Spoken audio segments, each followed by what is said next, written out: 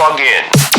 Website TNTRadio.live. Check it out. Today's News Talk Radio. It's the coolest. TNT. All right, folks, welcome back. I'm Patrick Henningsen, your host. We're still now number one of this live broadcast. Appreciate you guys joining us. And before the break, we'll connect our guest, Benjamin Rubinstein, just momentarily. We'll get him onto stage in a few minutes. But the subject we're talking about is we have the trigger for a third world war right now. It's not exaggeration. We are closer to that threshold than we've ever been before. As far as I can see, I've not seen it this problematic right now, where, you know, one wrong move, one foot put the wrong way on this in the United States could reap a whirlwind. The question is, how smart are these people? Have they thought this through? Do they really understand the strategic vulnerabilities that the U.S. has in the region? I'd like to think that, between one of the 200 plus members of the United States National Security Council, it's a sort of a bloated committee that's supposedly advising the president on, national security matters. I mean, de facto, that's normally chaired by the vice president. So who's the vice president in the United States now? That's not a trick question. We're told it's a woman named Kamala Harris, that she was the vice president. So in theory, Kamala Harris is in charge of the National Security Council. She's kind of the chair. Does that scare you? Anybody? Are you frightened by that? Does that keep you up at night? It should. It should, because you're dealing with somebody there that's probably not qualified for that position, let alone any position, maybe above a local political office or something like that. But that's what we have. We have an intellectual giant in Kamala Harris in charge of national security and really having the sort of hot bird seat for World War III type situation. So I'll prove to you how clueless America is. I take the leading media outlets. Let's go for the leading Democrat outlet called Axios. And this is what they say: why it matters. The White House and the Pentagon are hoping to calibrate their retaliation to contain the growing risk of a regional war. So they think by retaliating, they're illegally occupying Syria. The locals, after 6 or 7 years, are getting sick of it. The Iraqis have been occupied for 20 years. They've had it. Okay, they've had it. So so now starting to snipe at the American bases there, which are totally exposed. Iran smashed a couple of them with missile attacks. The U.S. never responded. They can't. And so the thinking here, and the journalists, so-called journalists at Axios, these people are unbelievable. So the great minds at these mainstream media outlets. So in order to contain the risk of a regional war, you must escalate a regional war. You see, the logic doesn't quite add up. The White House and the Pentagon are hoping to calibrate their retaliation to contain the growing risk of a regional war. Yes, I've just read that.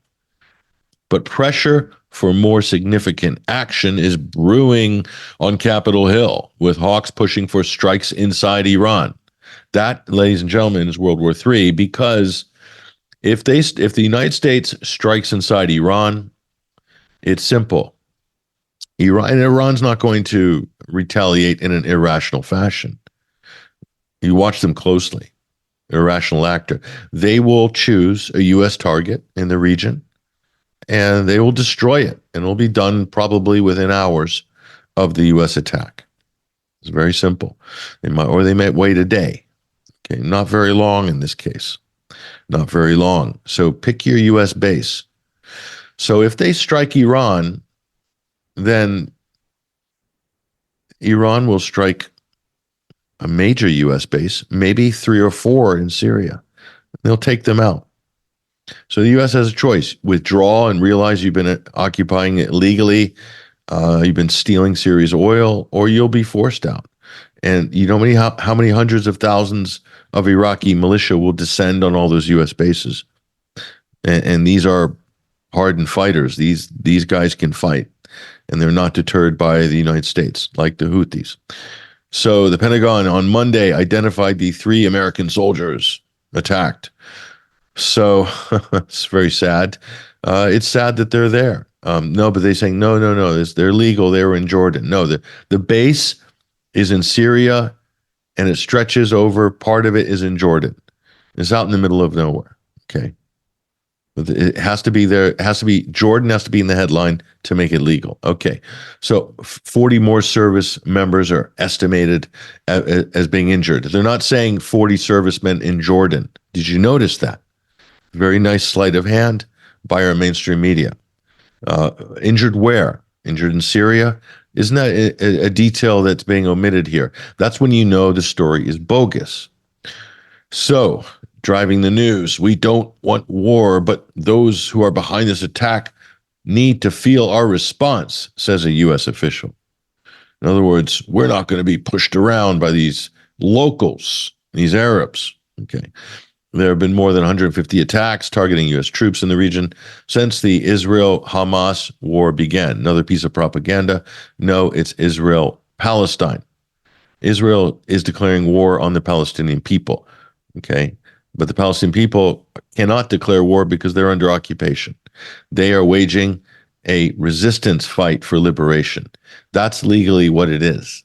But the media don't really care. They have their narrative, and there we go. Pro-Iranian militias. Here we go. Pro-Iranian militias in Iraq and Syria. They're not. They're Iraqi and they're Syrian. But that doesn't work either for the U.S. narrative. U.S. officials said Sunday they were still working to determine exactly who launched the drone that hit the U.S. base and whether it was launched from Iraq or Syria. Ooh, that would be inconvenient if it was from Syria. Very inconvenient. Very inconvenient. Okay. So anyway, we'll keep on this story, and we will come back to it. Well, we're going to hit some of these issues anyway with our next guest. I want to welcome onto the program Benjamin Rubinstein. He is a political analyst and also a contributor to a number of other outlets and platforms. Let's bring him onto the stage if we can to get some further commentary on this. I don't know if we got him on the line yet. Ben, how are you doing? Here. Good. I'm great, Patrick. Can you hear me well? Yes, loud and clear. Thank you for joining us, Ben. So, we're talking about the escalation of the situation right now in the Middle East. It's the U.S. is saying that Iran has escalated, but the rest of the region, Ben, is saying no, the U.S. is escalating, and the U.S. is saying that we need to strike back against these Iranian-backed militias in order to contain an escalation of a regional war. I mean, it's really hard to keep track of who's in the world, in the real world or not on this, Ben, but I don't think Washington is. I really think we're watching something unfold here that could be potentially tragic. Your thoughts? Yeah, I think what's happening right now could have catastrophic consequences. And the root of the problem is that, the United States believes that everybody speaks the same language they speak, whereas, bomb this, bomb that, it's deterrence. But the reality is that doesn't work in the Middle East. And clearly they haven't learned their lesson from Afghanistan. If the U.S. escalates against Iran, against the Houthis, against any members of the Axis of Resistance, it's just going to have a cascading effect. The reality is that these Iran-affiliated militias, as they call them, while they may or may not get funding from Iran or intelligence from Iran, they do operate autonomously and they make their own decisions. The U.S. doesn't understand that because they see proxies in places like Ukraine of theirs, and where they have complete authority to, make the decisions for Ukraine. But that isn't the case with groups like Hezbollah and the Houthis. So the U.S. really fails to understand that. And I think that leads to a number of diplomatic and geopolitical complications that end up occurring. And Hamas is yet another example of that happening, whereas Hamas acted on their own on October 7th. And it was initially when it happened, the drums of war were beating against Iran, and they've been beating since then. But the reality is Hamas did act on their own, and Iran sort of washed their hands of that. I mean, while they applaud resistance clearly, especially now that the death toll is over 25,000, and many women or children, at least half. But Iran is still there. Iran is still involved in the axis of resistance. And even if a hot and direct war does start against Iran, Iran will continue to exist, much like and even more so than the Taliban continues to exist after a 20 or so year war in Afghanistan. Iran is a mountainous, very large region.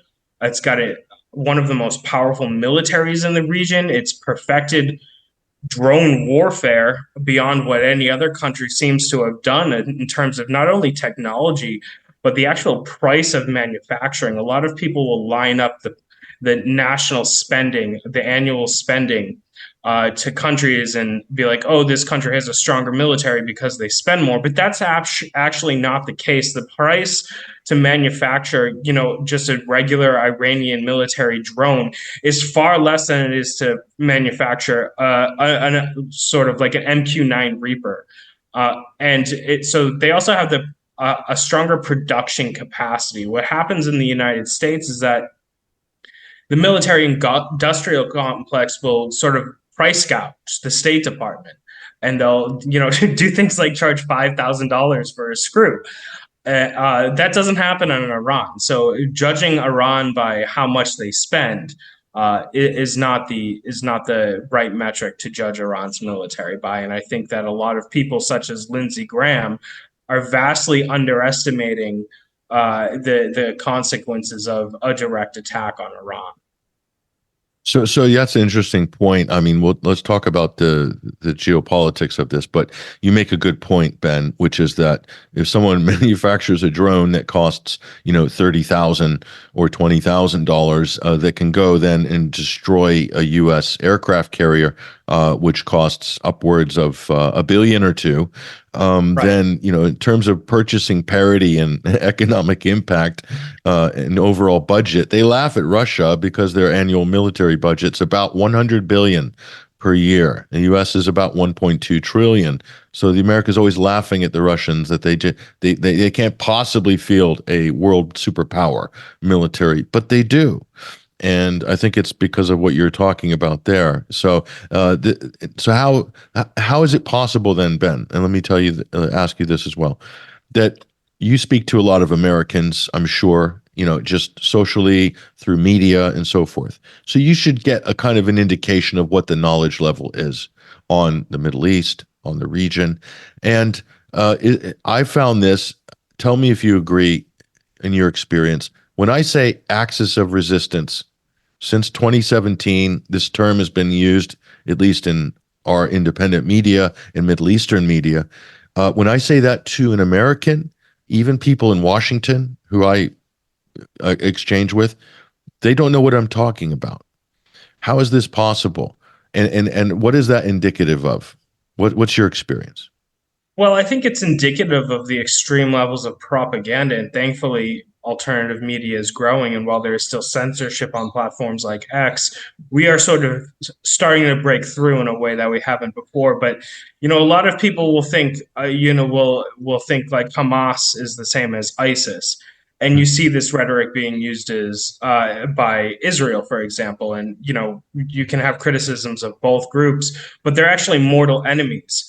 People in the Middle East, Americans, when they hear about the Middle East, they think, oh, okay, well, there are normal Muslims and then there are everyone else, all the militants are terrorists.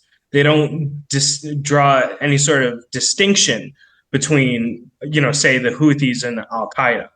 Whereas the Houthis have, a very liberation-oriented ideology, as opposed to ISIS, who wants to establish, a caliphate that dominates the Middle East. I mean, these two things are, opposed in the most significant way possible. While they both are under the umbrella of Islam, ISIS is a major deviation from sort of the Islam that the Houthis practice. So I think it's unfortunate the level of propaganda, because that propaganda, as most of your viewers probably understand quite well, that propaganda is what is used to help manufacture consent for war with countries like Iran. And a war with a country like Iran isn't just going to stay in the Middle East. I don't think Iran would directly attack the United States, but independent actors who are against everything that the United States has been doing in the Middle East for decades, especially in places like Afghanistan and Syria, might. And I think what we saw when we invaded Afghanistan and when we invaded Iraq is that terrorism actually did spike a little bit in the United States. There were terrorist attacks in the United States, and that is a result of bombing people, killing their parents. These kids grow up, and all they know is military occupation and hellfire raining from the sky, and their enemy is not in front of them. So they'll go looking for their enemy if you give them one to look for. And on that front, the biggest source of pain right now in the region is the crisis in Gaza. And I think this is driving a lot of the activity and escalation that we're seeing. Though the U.S. won't admit that they're in the wrong, and they won't admit that their partner in the region, Israel, isn't wrong either. Even in the wake of this incredible scene at the International Courts of Justice, even in the wake of this and the global consensus, clearly, Ben, there is a global consensus condemning Israel here. They're totally defiant. In fact, they're even targeting UN Relief and Works Agency. They're providing aid there. There's people blockading aid from preventing it from coming into Gaza. It's an unbelievable thing. So with all of this negativity, with all of this toxicity, there's the character of Benjamin Netanyahu, who is still the leader in Israel, but for how long? And just your take on his political position, his viability. Will he be a scapegoat in order to somehow divert attention from other horrors? Clearly, he is on a rampage and seems to have a death wish, not just for himself, his country, and really for the whole region, it seems. Your thoughts, Ben? Well, I think Benjamin Netanyahu has been on a leaky ship for quite a while. He's up facing corruption charges. He's facing increased opposition, but for him to be scapegoated, there would need to be an entity within Israeli politics the same or greater influence than Benjamin Netanyahu himself. So while he is facing increasing calls for resignation or new elections, he seems to be holding on quite well.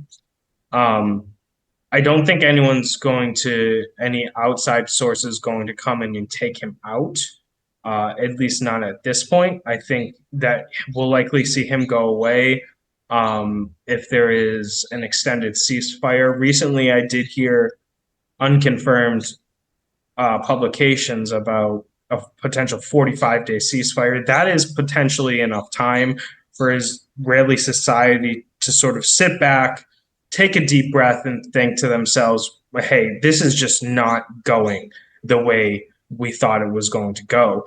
I mean, the IDF is getting rocked in Gaza, and the only response they have is to just slaughter women and children. And, it's been said that for every family, every woman or child you kill in Gaza, you create a new member of Hamas.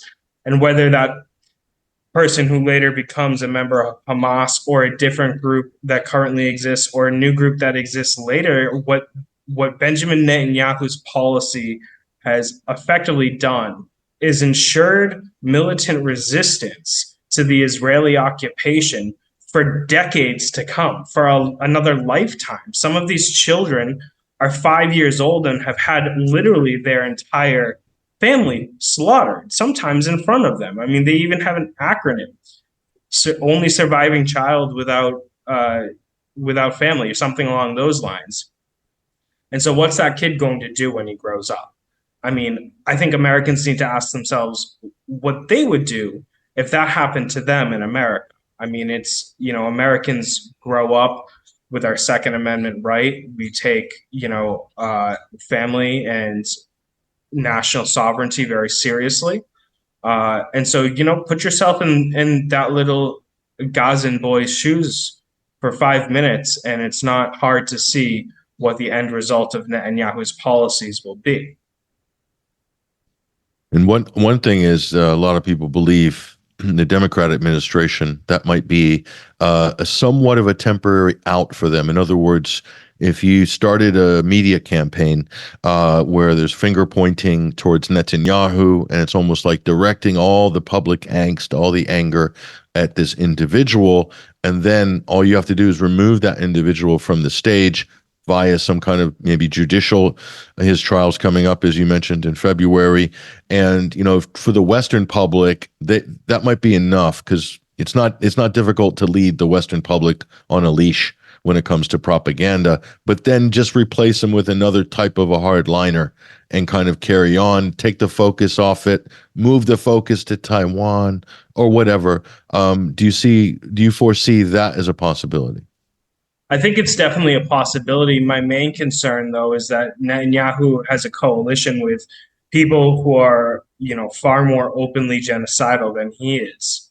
Netanyahu has not tried to destroy Al-Aqsa Mosque since this war started.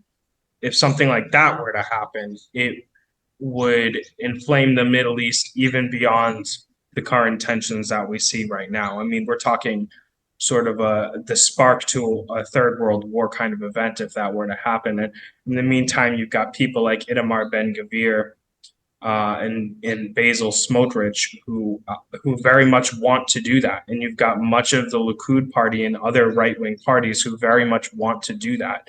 And those people are in the majority. It's not the progressive Zionists who are in the majority. It's who might say, okay, we need to treat the Palestinians with care and respect, but we're still going to have an occupation. Those people are not in the majority. So, and the people who want to end the occupation are virtually non-existent within the Israeli political sphere. So while it's a possibility, I think that even if Benjamin Netanyahu goes away, the risks are extreme. I remember back in 2021, Benjamin Netanyahu was replaced with Naftali Bennett, and it wasn't very long after Naftali Bennett was put into office that he bombed Gaza. Whether he would bomb Gaza to the extent that Netanyahu is remains to be seen, or some other person who is not Naftali Bennett, that remains to be seen as well. But I think what's really more critical here than who runs the genocidal apartheid state of Israel is that Israel has lost credibility in a way that it has never had to deal with before. On an international stage, as you said, global opinion has turned against Israel. Israel has always been perceived, because people fail to differentiate between Judaism and Zionism, Israel has always been perceived as sort of a victim state.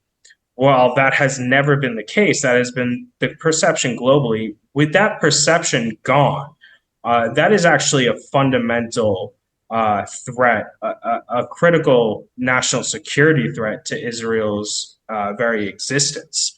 And if they can't find a way to win back at least some of the support or stop the bleeding of their support, 10, 20 years down the road, we could see a massively different political landscape in the United States that doesn't want to keep funding that. And without U.S. military funding, Israel does not stand a chance, certainly in a war like we're currently seeing.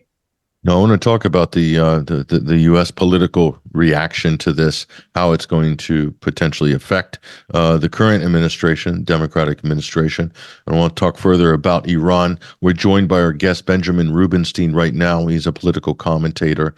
Do follow him on social media. We've dropped his Twitter ID in our feed at 21Wire. If you're following us on Twitter, click through Ben, follow him. Let's take a break real quick with TNT, Today's News Talk. And when we come back, we'll continue this discussion on the Middle East and beyond. I'm Patrick Henningsen. Stay right there. Patrick Henningsen and TNT. Welcome back, folks. Welcome back to TNT, Today's News Talk. I'm Patrick Henningsen. We're still in the first hour of this live broadcast.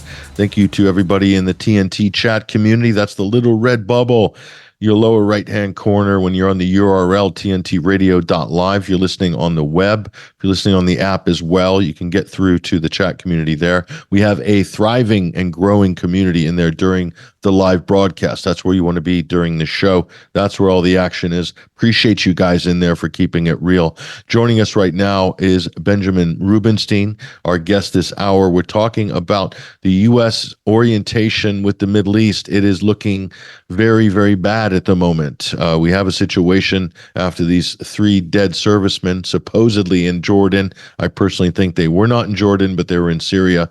But the U.S. is vowing a big response to this. Biden needs to show his strength during an election year. So Biden is weak. Biden is weak. This is what we're hearing on Fox.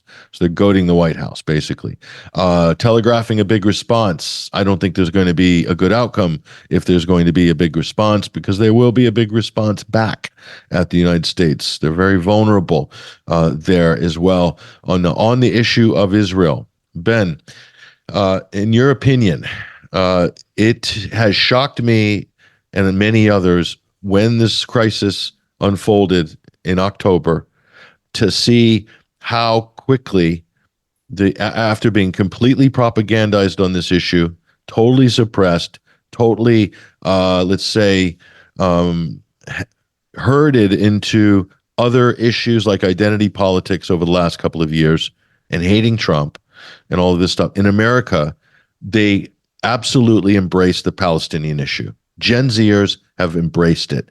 I am shocked by this because they've overcome all of the mainstream propaganda on this and shown a level of geopolitical awareness that to me is quite encouraging for the future. Okay. How significant is this for the incumbent Biden administration in an election year? What sort of impact do you think this is going to have on the Democrats in general? Because they're all in for Israel, both Republicans and Democrats for the most part. But you're starting to see some noises of dissent because the thing is just so outrageously bad. What's your take on Gen Zers and Democrats on this issue of Palestine? Well, I think it's a very important point. And I think it's something that the Democratic Party has just didn't see coming, vastly underestimated. Because Gen Z very much does support Palestine. Gen Z wasn't alive during the Holocaust, so they don't have this idea that Jews are permanent victims like some of the older generations do. And I say this as a Jewish person myself, who does not perceive myself as a victim. And I'm a millennial. I imagine that the feeling is more natural or innate in the even younger generations. I think that, for a long time, the Democrats have relied on possibly more than 3, but 3 really large camps of voters. And that is young progressives, blacks, and Muslims. And they're rapidly losing all 3 of those. So this is sort of an Achilles heel, because not only have all 3 of those groups have their own personal reasons. Black people, for example, have every reason to be disgusted with somebody like Jim Crow Joe. Muslims have every reason to be disgusted with Genocide Joe. And young progressives see a genocide unfolding before their eyes. And that is a credit to indie platforms like this and others who have exposed this genocide. And not only is Israel losing credibility, but the Democratic Party is losing credibility, and mainstream media is losing credibility, all because of this. And what I think is going to end up happening is that these young progressives are not going to vote for Joe Biden, but they're also not going to vote for Republicans. So they'll either vote, and they're not going to vote for RFK Jr. because RFK Jr. is somehow more of a rabid Zionist than even Joe Biden, at least in words. So maybe they'll go for a Jill Stein figure. Maybe they'll go for a Dr. Cornel West figure, or maybe they just won't vote at all. and you'll have a generation of young people who are completely disillusioned by the political process.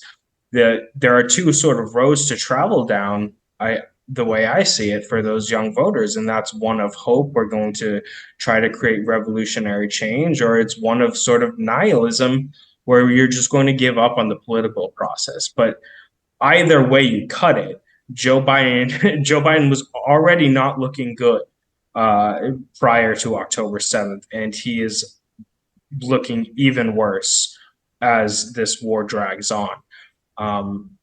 In my mind, I think it's very telling that Joe Biden, for the sake of his presidential campaign, isn't trying to swoop in and install a two-state solution, or maybe try a little harder, because they do talk about trying to, we'll use this as an opportunity to really finally get the Palestinians their two-state solution, but they're not willing to pull the funding on a genocide, because that is what they are doing, is funding a genocide. So it seems like Biden is willing to forgo a second term for the sake of, Israel.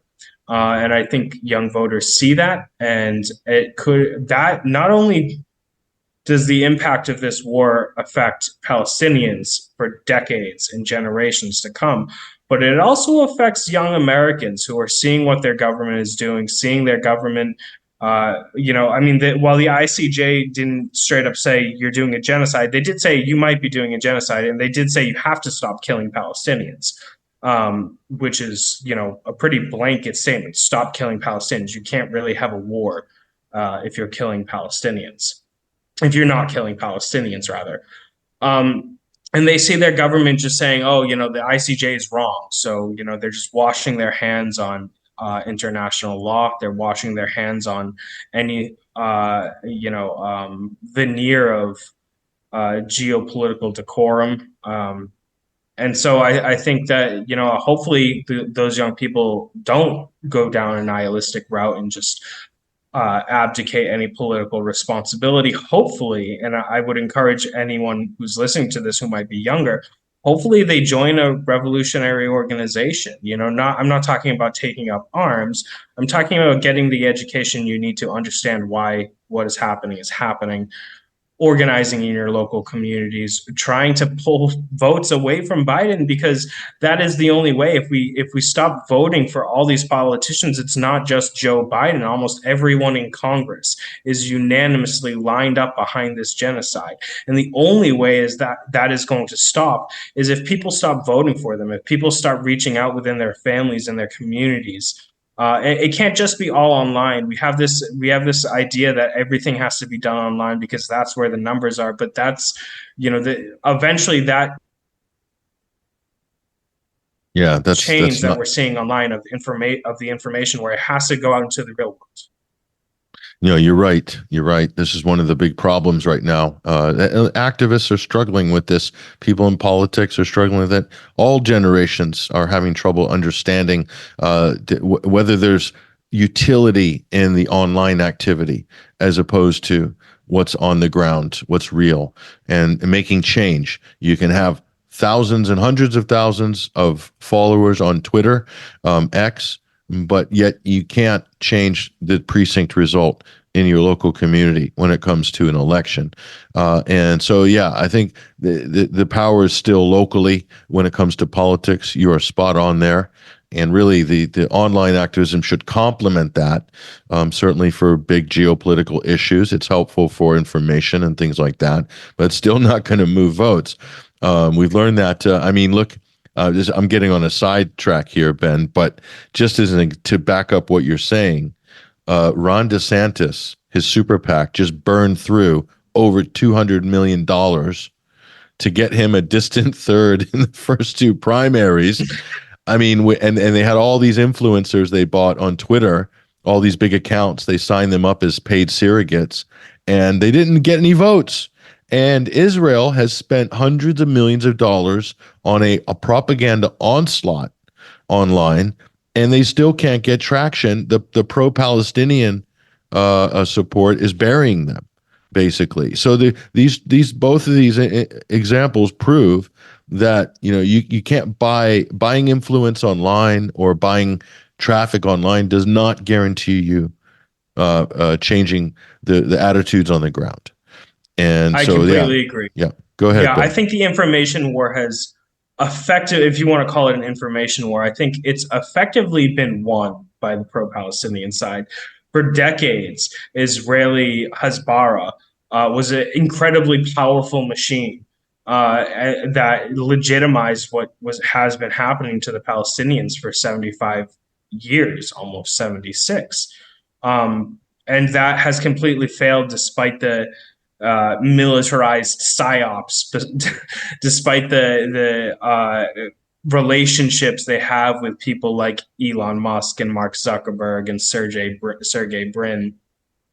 The psyops, the Hasbara, the Israeli propaganda has completely failed, and that has been done partly because of us, but partly because of Palestinians themselves, people like Mu'taz Aziz and Wael Dahdouh.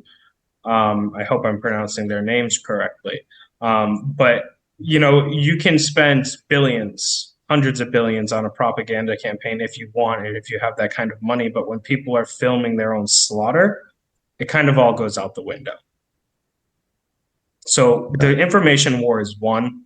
Now people have to really start organizing in their communities and trying to, start by just your city council and move from there. You don't have to go for the Congress right away for replacing these Zionists. But that's the only way we're actually going to see change. People go ahead.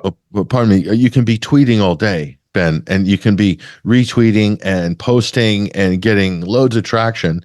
And there's people doing this, but these people will not go and write their congressman, senator, or local MP. They won't do it. Mm-hmm. So that there's no barrage of pressure coming on elected officials. They can ignore the online traffic. So they're not engaging. Some of them are not even voting as well. I know a lot of people, they just don't vote, but they're very active online.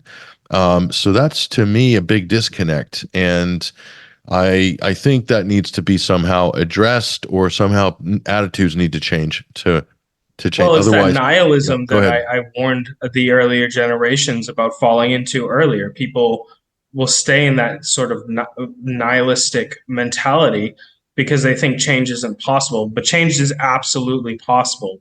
Americans just, we think this is sort of the other half of American exceptionalism, where we think we're the greatest. We also think things can't change, but things always change. Things change in other countries. Things change in every country in the world. Nothing is forever, especially empires.